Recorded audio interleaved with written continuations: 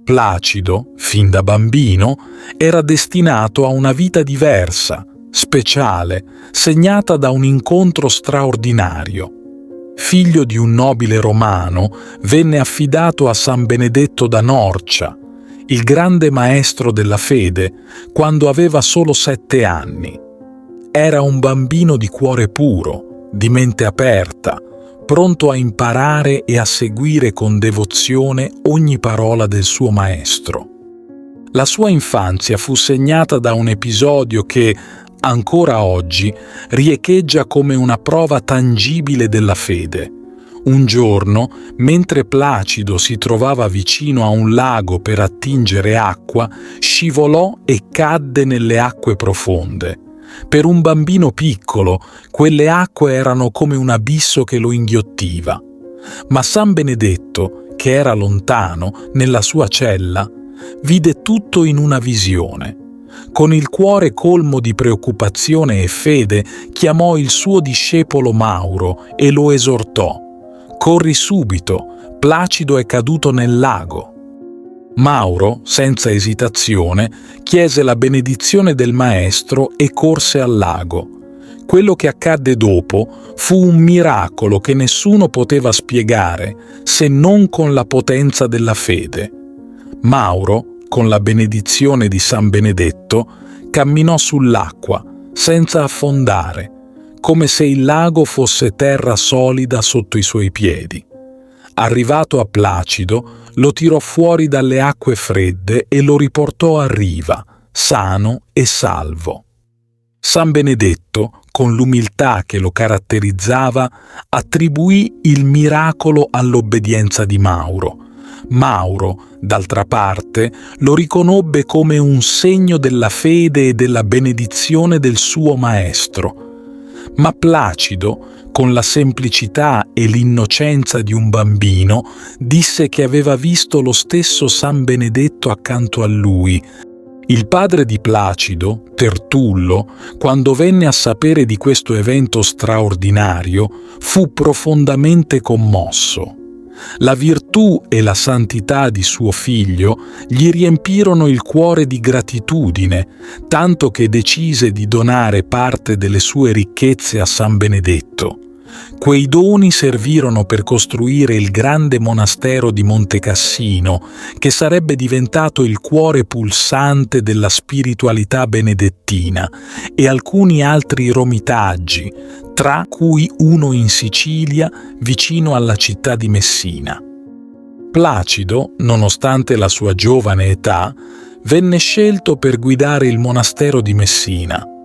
A soli 26 anni divenne abate, un compito di grande responsabilità, ma che portò avanti con la stessa umiltà e devozione che lo avevano caratterizzato fin da bambino.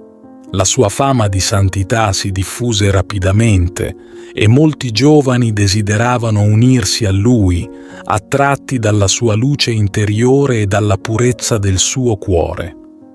Il monastero divenne un luogo di pace, un focolare di fede e santità. Un giorno i suoi fratelli, Eutichio e Vittorino, insieme alla loro sorella Flavia, andarono a fargli visita. Fu un incontro gioioso, pieno di parole di fede e di amore fraterno. Ma quel momento di pace venne interrotto da un terribile pericolo. Un pirata di nome Manuca, con il cuore colmo di crudeltà, attaccò la città di Messina. Le sue truppe saccheggiarono senza pietà, portando distruzione e terrore.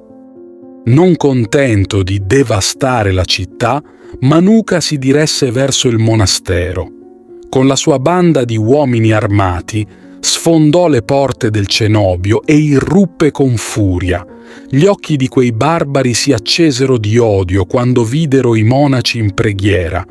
Manuca, con voce dura e spietata, intimò loro di rinnegare la loro fede, di abbandonare Gesù Cristo. La minaccia era chiara: chiunque avesse rifiutato avrebbe affrontato la morte. Placido, con il cuore saldo nella fede e gli occhi rivolti al cielo, non vacillò. Non c'era paura nei suoi occhi, solo la certezza che la sua vita apparteneva a Dio, e così, anche di fronte alla minaccia del pirata, rifiutò con fermezza di rinnegare il suo Signore. I suoi fratelli e gli altri monaci fecero lo stesso. Erano pronti a tutto, persino a dare la vita per la loro fede. Quel giorno il sangue di Placido e dei suoi compagni venne versato, ma il loro sacrificio non fu vano. La loro morte, avvenuta nel silenzio del monastero saccheggiato, divenne un seme di fede che continuò a crescere e a fiorire nei secoli. Placido, il bambino salvato dalle acque, divenne un martire della fede, un faro di luce per tutti coloro che cercano coraggio e speranza nelle avversità. Il suo nome, ancora oggi, risuona forte, come un richiamo alla fedeltà e all'amore per Dio, anche di fronte alle prove più difficili, e la sua storia, semplice e profonda, continua a ispirare chiunque desideri camminare sulla via della fede con cuore puro e animo coraggioso.